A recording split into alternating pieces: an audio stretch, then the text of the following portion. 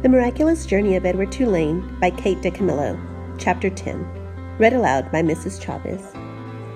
Lolly was a lumpy woman who spoke too loudly and who wore too much lipstick. She entered the house and immediately spotted Edward sitting on the living room couch. "What's this?" she said. She put down her suitcase and picked Edward up by one foot. She held him upside down. "That's Susanna," said Nellie. "Susanna!" shouted Lolly, and she gave Edward a shake. His dress was up over his head, and he could see nothing. Already he had formed a deep and abiding hatred for Lolly. "Your father found her," said Nellie. "She came up in a net, and she didn't have no clothes on her, so I made her some dresses." "Have you gone scabby?" shouted Lolly. "Rabbits don't need clothes." "Well," said Nellie. Her voice shook. "This one seemed to." Lolly tossed Edward back on the couch. He landed face down with his arms over his head and his dress still over his face, and he stayed that way through dinner.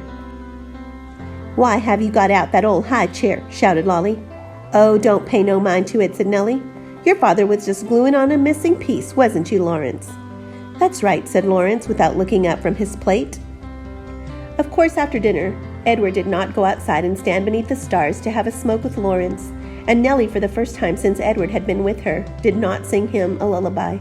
In fact, Edward was ignored and forgotten about until the next morning when Lolly picked him up again and pulled his dress down way from his face and stared him in the eye.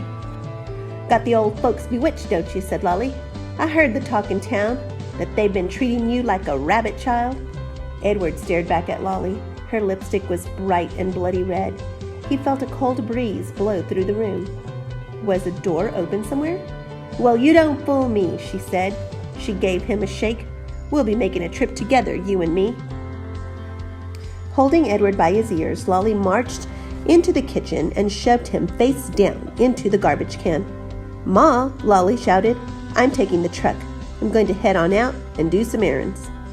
"Oh?" came Nellie's tremulous voice. "That's wonderful, dear. Goodbye, then." "Goodbye," thought Edward as Lolly hauled the garbage can out to the truck. "Goodbye," Nellie called again, louder this time. Edward felt a sharp pain somewhere deep inside his china chest. For the first time, his heart called out to him. It said two words: Nellie. Lawrence. Chapter 10 Questions. Why did Lawrence and Nellie ignore Edward when Lolly was there? Why did Edward's heart call out to Lawrence and Nellie? What do you think will happen next?